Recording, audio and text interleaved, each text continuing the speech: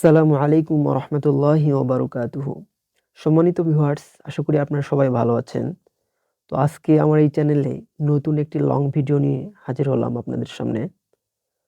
তো আমরা সূরা ইখলাস পাঠ করার সময় অনেকে একটি মারাত্মক ভুল করে থাকি, যা একদম অর্থ চেঞ্জ হয়ে যায়, পরিবর্তন হয়ে যায় এবং অর্থটা খুব মারাত্মক এবং অশুদ্ধ হয়ে যায়। তো চলুন আজকে সূরা ইখলাসের ছোট্ট ২-১ টি ভুল আমরা সংশোধন করব। তো আমরা সাধারণত অনেকেই পড়ি কুল হুয়াল্লাহু আহাদ, যা একদম একটি মারাত্মক ভুল। এখানে উচ্চারণটা হবে কুল হুয়াল্লাহু আহাদ। এখানে এই যে কফটা আছে, এই কফটা ক উচ্চারণ না করে আমাদের কফ উচ্চারণ করতে হবে একটু ভিতর থেকে।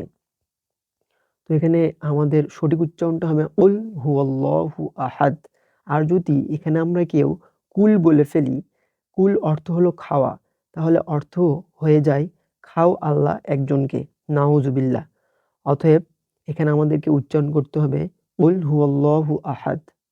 এরপর সেকেন্ড লাইনে আল্লাহুস সমাদ। এখানে আমরা অনেকেই বলি আল্লাহুস সমাদ। এখানে আল্লাহ বলা যাবে না। আল্লাহ যদি এরকম একটা শব্দ থাকে, এখানে সবসময় উচ্চারণটা হবে আল্লাহ। সর্ব অবস্থায় আল্লাহ উচ্চারণটা হবে। যদি আল্লাহ শব্দটা এভাবে একত্রে থাকে। আচ্ছা, আল্লাহুস সমাদ। এখানে আমরা অনেকে বলি সামাদ। সদের উচ্চারণ জবর দিলেও সদ উচ্চারণ বলতে যেরকম সদ অক্ষরটা, এখানে জবর দিলেও উচ্চারণটা সেম রয়ে যায়। যেমন আল্লাহুস সমাদ, এখানে ভুলেও সামাদ বলা যাবে না। তো এটি আর এটি আমাদের একটি মোস্ট ইম্পোর্টেন্ট একটা ভুল। তো এটি আমরা আজকে সংশোধন করলাম। এরপরের লাইনটা হলো লাম ইয়ালিদ ওয়ালাম ইউলাদ। এই লাইনটা মোটামুটি সবাই আমরা পারি। এরপরে ওয়ালাম ইয়াকুল লাহু কুফুয়ান আহাদ। তো এখানে যে বিষয়টা আজকের ভিডিওর মূল আলোচনা, তো এখানে কুল বলা যাবে না, এখানে বলতে হবে উল। অর্থাৎ কয়ের নিচে আমরা ব দিয়ে যে উচ্চারণটা বুঝাই, এখানে বলতে হবে উল।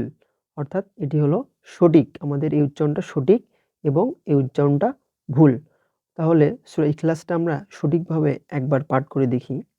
এখানে কুল হুয়াল্লাহু আহাদ, আল্লাহুস সমাদ, লাম ইয়ালিদ ওয়ালাম ইউলাদ ওয়ালাম ইয়াকুল লাহু কুফুয়ান আহাদ। তো সম্মানিত ভিউয়ার্স, আজকের ভিডিওটি এই পর্যন্তই। পরবর্তীতে এরকম ইসলামিক ভিডিও পেতে আমার চ্যানেলটি সাবস্ক্রাইব করুন। সকলকে অসংখ্য ধন্যবাদ।